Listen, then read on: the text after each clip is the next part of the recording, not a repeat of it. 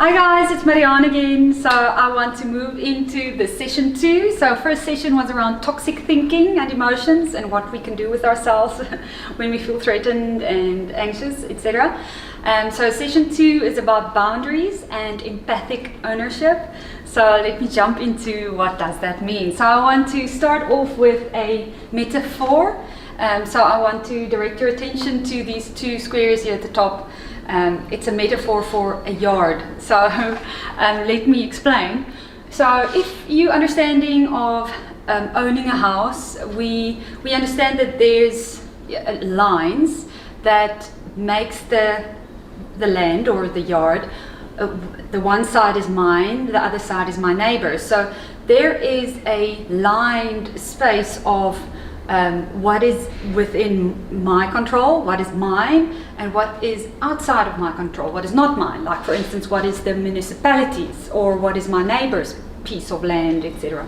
So I want to focus your mind on that. So that is the example. So that is a metaphor also for us understanding ourselves. So if we think of a yard concept, like in the physical realm, we get it. You know, we live on this piece of land and we understand that everything that we need to do on that piece of land or inside our yard is obviously my control. So I'm responsible for cutting my lawn, trimming my trees, painting my house, and obviously my neighbor is responsible for his house, painting his house, cutting his lawn.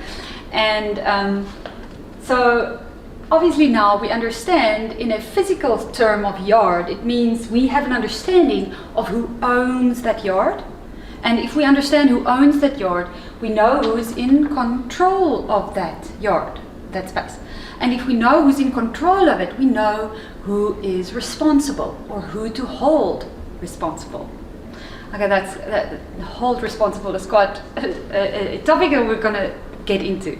So if we understand that in the physical realm, we know that, for instance, I cannot, for instance, if I perhaps have a skewed understanding of this ownership concept, I might think when I see my neighbor cutting his lawn and I see my lawn or my grass is very long and untrimmed, not looking good, but I see my neighbor's yard looking very nice and he's cutting his lawn, and I'm becoming angry, and I walk over to him and I say, you know, look at your yard, looks so good, look at mine, you know, how can you do this, why can't you just cut mine, you know, or you know, come cut mine, you're doing it, so you must cut mine because you know you have the tools and you must do it, because how can you not do mine? Can't you see mine don't look good? Okay, so that would be crazy. Okay, so for most people that would be, you know, crazy behavior. Okay, so for most people,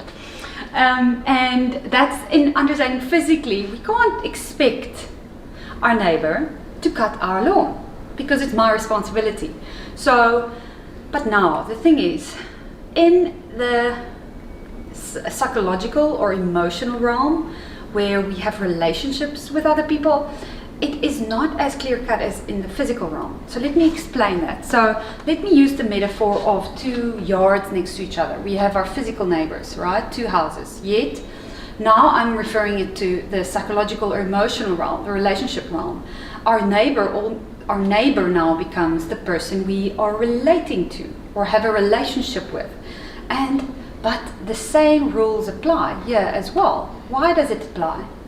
Because having an understanding that, just a neurological understanding, brain-wise, but also mind-wise, psychological-wise, that whatever we think, whatever processing is happening in our body, whatever we are feeling and however we are behaving because of that, whose responsibility is that? Who's in control of that and who owns it? Me. So it's the same concept, just in a psychological or something that we can't touch. It's an abstract concept to understand that we are still in charge of that yard, this yard of who I am. So what I feel, what I think, what I believe, how I behave, guess what? I own it, I'm in control of it, and I need to be responsible for it because I am going to be held responsible for it. So I cannot then, now it's difficult. It's like my example with my neighbor, my physical neighbor, cutting his lawn and not cutting mine. We know that is in the physical realm. We understand that is, unfair to expect that of my neighbor to have to cut my lawn just because he has a lawnmower. We get that in the physical realm. But now all of a sudden, in a relationship, we start expecting things of other people. For instance, when somebody do not speak with a sense or a tone that I want them to speak to me, or for instance, I'm in a mood and I'm in a good mood and I want to go out, or I want to do things, or I want to do something fun, but the person I'm with, whether that is romantic relationship or friendship or even just family, they perhaps don't want to do that. They're in a different space, so they want to do something else. And all of a sudden, I'm upset with them.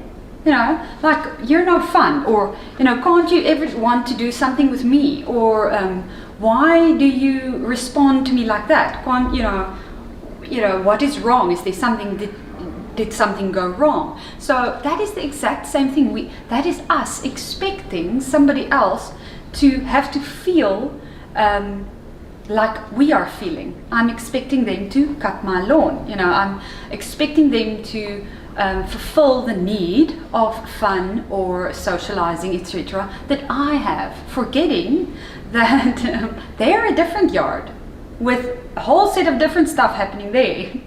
And we cannot expect them to get in gear to let our yard be all beautiful set up, because they aren't responsible for my yard. Remember, they don't own my yard, I do. They are not in control of my yard, I am.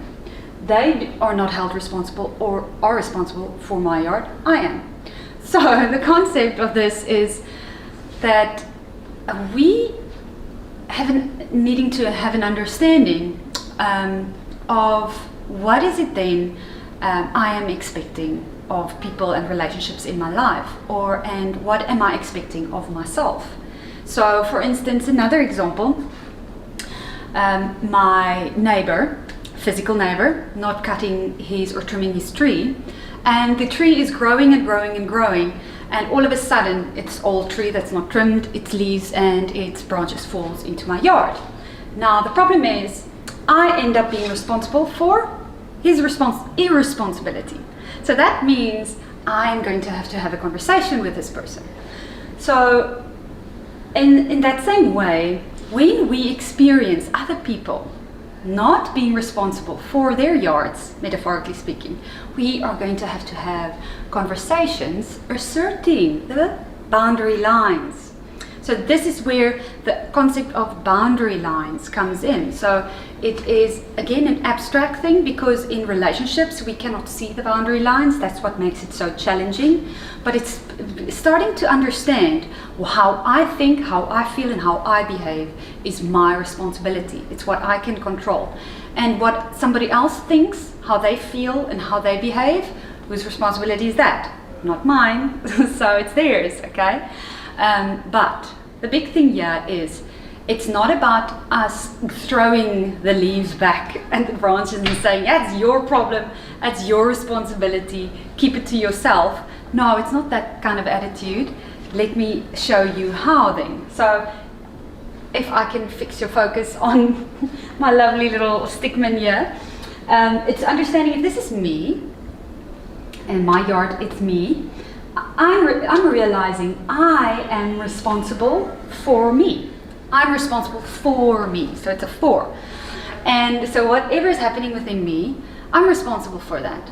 And so when I live around other people and I'm in a relationship with other people, to realize that I am not responsible for their actions, their thinking, their emotions. Okay? And because we often take on responsibility for how somebody else is feeling. So we immediately think, oh, I did something wrong, or I think, oh, I must cheer them up, or oh, she's going through a bad time, I must do this and that for her. Okay, so that doesn't mean we cannot do things for other people. It just means we cannot take responsibility for them. Okay, so what should we do? So how does it work? It is a two. So it's half of the responsibility for. So we are responsible to others. So what does that mean? It means I'm not responsible for my neighbor not cutting his tree. Okay, if I can use that as a physical metaphor again. I'm not responsible for him not cutting his tree. That is his irresponsibility. But it doesn't mean I am being rude about it or telling him that, there's something wrong with him, etc. It is me just asserting and saying, you know what, your rage attacks, your addiction, your non-paying the bills, your non-performance, your rudeness, whatever it is, relationship-wise, that is falling into my yard, and I am not comfortable with that. How can we move forward differently? So that's a tough conversation, but it is one that needs to be held. Because otherwise we are allowing, again that word allowing, other people's irresponsibilities and uncontrol falling into my metaphoric yard, falling into my thinking, falling into my emotional capacity, draining my energy, draining my emotional capacity, draining mine, which is mine that I can use for my life, draining it. So it doesn't mean that we are now selfish and on an island. No, it just means that I cannot take responsibility for other people. I can be responsible to them. So I can say to them, you know what, when you are upset about something else, it really upsets me if you are short-tempered with me as well, because I do have an understanding that somebody upset you, yet I am really uncomfortable with the fact that I didn't do something, but you are a little bit taking out on me, and I want to support you, but I don't want to be a part of it. So that, just being responsible to something, but it takes courage to actually say that and not keep quiet and avoid it. So this is actually a challenge to allow a relationship to grow. So boundaries actually calls for us to start having an understanding of what is inside my yard, the stuff that I need to empathically own, and take responsibility for, and then speaking to other people about it, of what I want, what I'm expecting, but also asking other people what I'm seeing, asserting what you're feeling, and saying, I'm seeing this, I'm not sure where it comes from, I'm not sure whether I'm a part of it, but also asking other people what are they expecting, what are they needing, so that we can start talking about the boundary lines that is actually present, whether we can see them or not. So, and I just want to direct your attention as an add-on here as well. There is that little sign, which is like a gate, the gate in our boundary, in our yard. And we are the manager of that gate. So this is the big part of understanding boundaries, is we want the good stuff in, okay? We don't want the bad stuff in. We want the bad stuff to stay out. We want the good stuff to come in. Because often when we get hurt, or when we start taking responsibility for other people and their irresponsibility, we tend to shut down. We tend to close our gates or even build high walls. And we become hard. We become numb. And guess what? That is not somebody else's problem. It becomes yours. And it starts ruining, and it starts almost grow like weeds in your yard, not in somebody else's yard. That hardness, that not living out who you are, but that numbing, because what numbing does, or when we need to deal with outside emotions, because we are overwhelmed by other people's needs or their emotions or their expectations, if we are overwhelmed by it and don't know what to do with it, we numb, we avoid, and we suppress. And guess what? Yes, those three things are very effective in keeping other people's burdens and the weight of their needs outside of our hearts and our yards. Unfortunately, but also what it does is it does not allow for us to really feel what I need to feel to authentically feel life. And to be vulnerable about what we feel and enjoy in life. So that's a challenge. If you can think of, I want to challenge you in reflecting, is there any place in your life where you think you might have closed and shut the gate, where it might have even made you a little bit hard?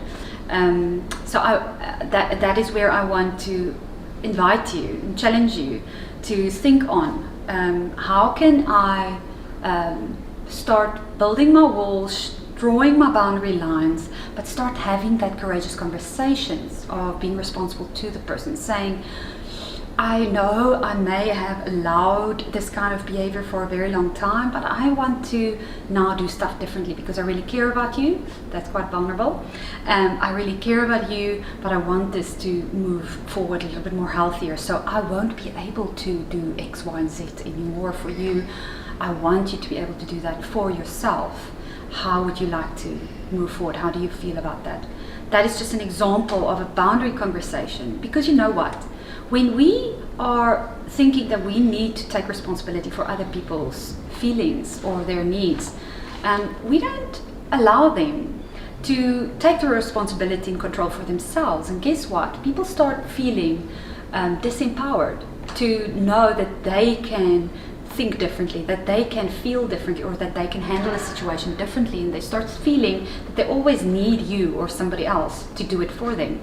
And for allowing, whether that is your child, your spouse, your friend, your mother, your mom-in-law, whoever, start allowing them to figure things out for themselves, not just jump in and do it for them, but to ask them, you know what, I know you can do this. You are in control of your life, of your feelings. How would you like this need to be met?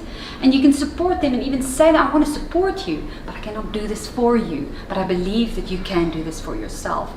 So boundaries really also speaks a lot about self-respect, and it breeds self-respect because you start feeling empowered to take control and ownership of your own feelings and thinking and behavior, and start realizing, sure, I can get my needs met, I can live a more fulfilled life by start acting on how I think and how I shouldn't, how I behave and how I shouldn't. And that is quite an empowering effect also to allow other people in your life to start living in that way. So yeah, I want to leave you with that. Contact me or let me know what is happening for you around that as well.